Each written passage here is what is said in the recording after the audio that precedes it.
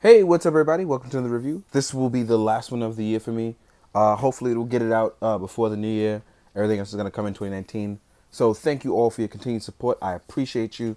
I love you guys. Thank you so much. But we're going to get into the SH Figuarts Hulkbuster Mark II, brought to you by Bandai. So, let's get started. I want to start by saying this is a hefty boy. He is big, he is chunky, he is the monkey, and he's funky. The reason why it is if you missed out on the first Hulkbuster, this is your chance to get a Hulkbuster. It is obviously not the Mark One from Age of Ultron. It is the one from Infinity War that is piloted by Bruce Banner, and it's really nice. If you can't afford, the Hot Toys one, this will obviously be your definitive one that you do. There is no Hasbro counterpart. This is the only one we've gotten so far. So let's go over it. I want to start by saying it is a nice mix of die-cast and plastic parts. This is pretty much a work of art in the 1/12 scale, well, or close enough to 1/12 scale. I think that the Bandai stuff, at least the SHF stuff, is probably what I call true Japanese 1/12 scale, whereas everything else will be American 1/12 scale because everyone has their own depiction of it, and that's pretty cool. But this guy is pretty much a beautiful, beautiful work of art that is done, that pretty much makes it look like it's straight out of the movie. While there are some differences between the Hot Toys one and this one, specifically the highlight of white that was done for the final form of the movie, this one was kind of, I think, was announced a little too early to show off the final concept of it.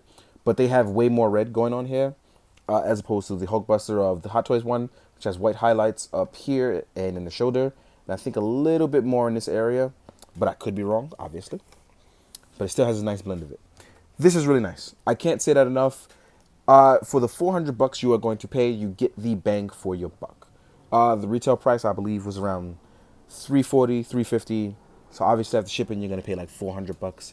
It's a nice big piece. Now, in terms of look and articulation, well, we covered the look part. Let's go over articulation. The head is on a nice joint that actually rotates up. Actually, got to bring this up because you can't see it. Forgetting he's a big boy. So as you can see here, the head kind of rotates up, and you can rotate left and right. So yeah, you have a nice little spin of it. Real quick, I'm going to take it off to show you guys it is on a nice ball joint here. This ball joint is actually pretty nice. So should you have a Marvel Legends Bruce Banner head, or you have a modded old boy head for Bruce Banner, I can actually tell you, you can probably just pop that on there with some sticky tack, and you can have your I'm without a helmet head. It'll be great. It does not affect the LED in the head. Also, to get the LED in the head, it's real quick, real easy. And then, voila. See? Real nice glow going on. It looks very, very nice. I love the LED aspect of it. That's something I very much enjoy about the Hulkbuster that they've added in. And when you want to, you hit a click and you pop it right back in. Very nice.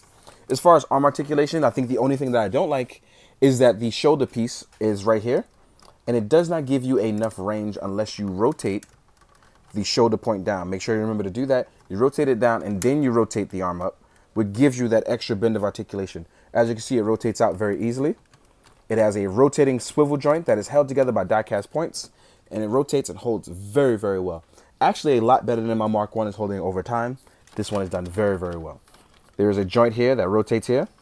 I want to point out that while it seems like it's only single jointed and can go this far, you have to push a little further, and you get that extra little bit of articulation.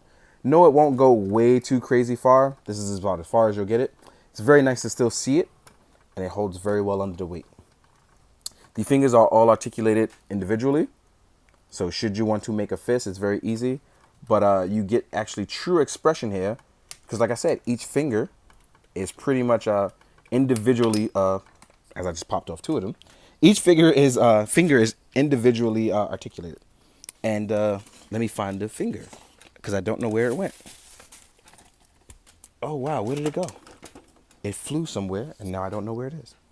So give me a sec. Just going to pick up where I left off because it took me about a minute to find it as it flew all the way across the room, actually. Did not see that happening. And I'm going to pop these fingers back on, showing you that these guys are individually articulated. So as you can see, they're very nice there. Real quick, I want to point out that there is an articulated and extending joint here in the wrist that if you pull out, you can actually, and I rotate those fingers off very easily. So it might just be me or I could be tripping. But as you can see, you can actually rotate it out, which gives you the extra rotation you need careful with this. And it's on a bicep swivel. That's actually really, really nice. So while you can't extend it all the way out, this is about as far as they go going outward. So you have to be very careful. As you can see, I'm having trouble popping it in and keeping it in. So you need to be very, very careful as to something I didn't think that would be an issue. But you can't pop them all the way back. So this is about as far as you get for repulsive blast from the hands. Unlike the Hot Toys one, it will not light up in the hand. But you did get other highlighting aspects of that, and I'll get into that in a second. This is actually really, really cool. I'm going to rotate that down. I'm going to fold this flat back down. And again, you need to be very careful with this flat, because should you not rotate the shoulder point down, it'll pop it off. Pops back in very easily, but I want you to still be very careful. And as you can see with the hand, you're going to rotate it back down and then push it in, folds in very easily. See, just like that, it fell off. See, told you, got to be very careful with that. That's probably the only thing I'm very much not enjoying on it.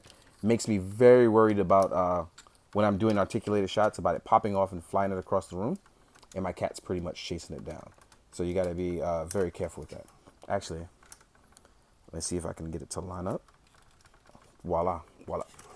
Lined up right back on it, but you just got to be careful. Next up, we're going to go over the midsection articulation. So I'm going to rotate the arms up. As you can see, it can rotate left and rotate right. It has a decent ab crunch going forward.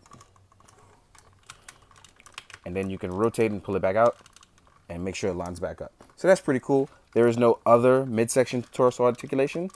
You should get left and you get right. You just got to be careful about how you're articulating it.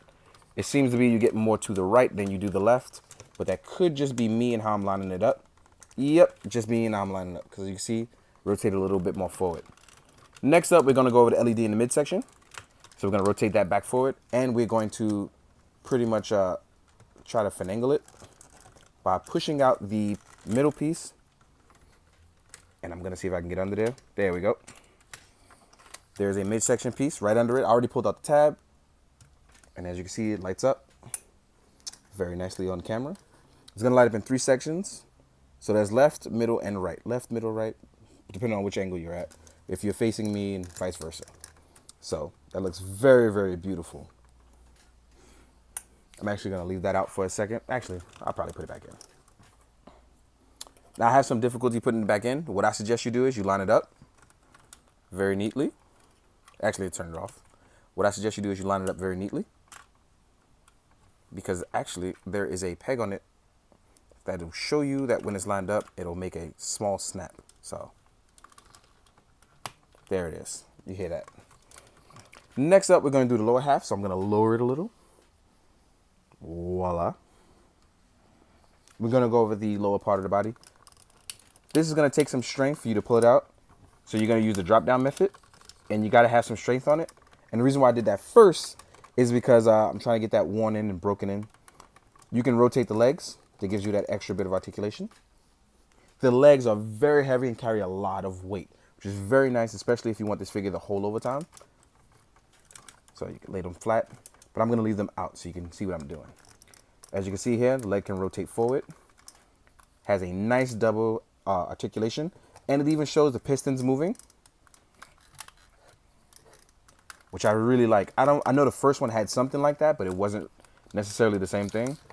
So while this one, it doesn't have crazy articulation, it does have enough to show you that as a Hulkbuster, he'll probably get a lot of range and movement. So I'm pretty sure I could work something out. I know you can't see it all, but I do want to make sure you see that it has enough articulation to have something going for itself, as you can see. Then there is the feet. So as you can do, you can move the flap up, and there is a toe pivot. Allows you to get an extra bit of range as well to walk on it. Very nice. There's even a little bit of ankle pivot going left and right, as you can see there. This is a nice hefty piece. This is something, if you're not used to messing around with your stuff, you're going to be very scared to play with it. So I advise you learn the kinks of it, pay attention to this video, whether it's mine or anyone else's, and learn a bit from it before trying to jump right in. You know, even with the instructions, you may not know what's going on, so just be careful. Then you can push it right back down so that it doesn't have that extra weight to it. And it looks a little bit more, how do I say it? It looks a little bit more fluid in the design-wise. Real quick, for the backside, what you're going to do is you're going to remove this back tab. There's an LED here. And that is for the inside of the leg. I don't know if you can see right there. But if you cut the light out, you can see it's lighting up. Very nice. Something you definitely want to enjoy for when you do the lighting up technique. For those of you that work in low light or long exposure, this is going to be a wet dream for you. And I hope you guys enjoy it. So you're going to line that back up. Let's make sure I line it properly. Snaps back in. No issues. Real quick, let's get him in a very nice static vanilla stance so we can have him go up against his old predecessor. Just going to place you right here. I'm going to back up a little. I'm going to raise you up. Then we're going to compare him to his old counterpart, the previous Hulkbuster, which I still very much like. And I was happy to pretty much own both. Very, very happy. As we can see, this guy is pretty much a candy paint. This one is a nice darker red. Overall in size, this one has a little bit more height on it, even with the legs being together, just a little bit more in terms of the helmet. But overall, I really like both. I'm glad I actually have both. It's very, very nice to have. But if you loved Infinity War, you're going to obviously need this to finish off your roster because it actually was used by one of the main characters, which is pretty dope. If you feel like you don't actually need to own it, it's actually totally fine, especially for a $400 piece. Not everybody's going to have that kind of money. So it's one of those things that's really going to put you off if you don't have it. It is a web shop limited in Japan, so that's really rough to kind of justify for those of, you know, if you're on a budget, especially collecting. If not, I guarantee you should really get this figure. It's really, really nice, and I'm glad I got it. Now, outside of the first Hulkbuster, what we're going to do is we're going to compare him to other figures in both Infinity War and other lines, starting with Cull Obsidian, a.k.a. Black Dwarf from the Black Order, and Thanos. So let's put him right out. So this is Black Dwarf, a.k.a. Cull Obsidian. Here he is compared to the Hulkbuster Mark II. And as you know, they fought in the movie. If you haven't by now, it's on Netflix. So yeah, really nice to have them next to each other. I think they look really nice. I think the Hulkbuster scales really, really well with this. I mean, I think Black Dwarf was beefier and bigger, and that's totally fine. But if you have the Marvel Legends figure, it works out even better for you. So that's really dope. Next up, we're going to, let me put him down. Next up, we're going to compare him to Thanos. Because, you know, Thanos wins. That's the Marvel Superheroes line. As you can see, he looks infinitely smaller. And it's really dope to see this because in the movie, he took care of Hulkbuster like it was nothing. So it's really dope to see them side by side and show you the size comparison is completely, like, outrageous. But it's still really dope. Next up, we're going to compare him to an Astrobot. The reason why I chose Astrobot is because it's a cool robot from Toy Notch. And it's really cool. And size-wise, it's smaller, but it can be used as a robot either against him or with him, whatever you want to do it. They look like on a really nice scale with each other. I like the way they look. Next up, we're going to use my main man, Hulk. SH Figuarts Infinity War 1, which is quite possibly my favorite Hulk. And as you can see, even he looks like he can fit inside of it, which is very important because that's something we speculated for a long time. And after seeing the movie, it's only half the truth. So even if he did Hulk out, he still would be able to fit in the suit, which is really, really dope. So let's change that. Next up, we're going to compare him to an Iron Man. And I'm going to have a few because Iron Mans, even though they're all around the same size, they're kind of not the same size. So here we have the Mark 50.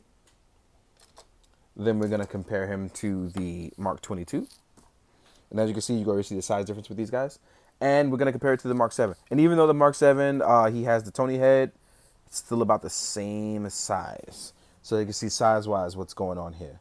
It's really dope to see this, especially because I love both the Mark 7 and the 22. Really dope to see that. Next up, we're going to compare him to some other Infinity War figures, that being the Winter Soldier with an old boy head. It's a custom. And we're going to compare it to a Marvel Legends Spider-Man, the Superior Spider-Man to be exact. So as you can see size-wise where they're scaling. Next up, we have an SH Figuarts Kamen Rider Double Heat Metal. As you can see, Hulkbuster is just, you know, tearing worlds apart through these guys. Next up, a Mezco Tactical Suit Batman. And even if I put him across so you can see what's going on, you can still see that he pretty much towers over all these guys without question. It's just, it's ridiculous. Let me move some of these guys out of the way so we can start with the new batch. Next up, we're going to do a Mythic Legions Veritas. Lord Veritas, I believe. I got to remember his name. He's just really cool, and I'm so glad I got him. Shout out to my boy Crashbox for getting him to me. I was not attending New Jersey Toy Comic Con. So as you can see, the Lord Veritas, again, it's another one which like towers over it. But again, if you want to mix and match your stuff or you want to mix stuff in your universe, it's totally fine. Next up, an Articulated Icons Ninja. And last but not least, a 1,000 toy synthetic human, which would actually be a great enemy for the Hulkbuster in large numbers. So don't be surprised if you see that in photos. All in all, it's a beautiful piece. You get exactly what you pay for with this, whether it's the light up features or the articulation, or whether it's just the great mix of what is the plastic and die cast parts, which I think you actually get a lot more die cast this time around. So yeah, easily one of my favorite Hulkbuster pieces, whether it's Hasbro or SHF, King Arts, whoever it is. Didn't really like the Comic Cave one.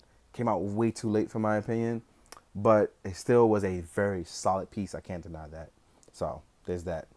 But all in all, if you like these, you should definitely get it. Here's a little rocket just as a bonus. You can see size-wise. As always, guys, thank you for watching. Thank you, and I hope you found it informative. I hope you have a great and happy new year. And most of all, I hope you guys do good, be good, drink your water. Later. You know what? There's something I totally forgot to cover. And that was the fact that here in the arms, you can actually extend it out. As you can see there, it's extending. And then I'm going to push it in. And I totally forgot that adds to the articulation. Still totally holds as well, too. So let's add that in. Later, guys. One more thing that I want to cover, which apparently I keep forgetting. So there is a backside panel for the backlight on the back of Hulkbuster. It's actually right there, as you can see. Batteries are already plugged in, so don't sweat it. More things to add on. Very nice piece. Very.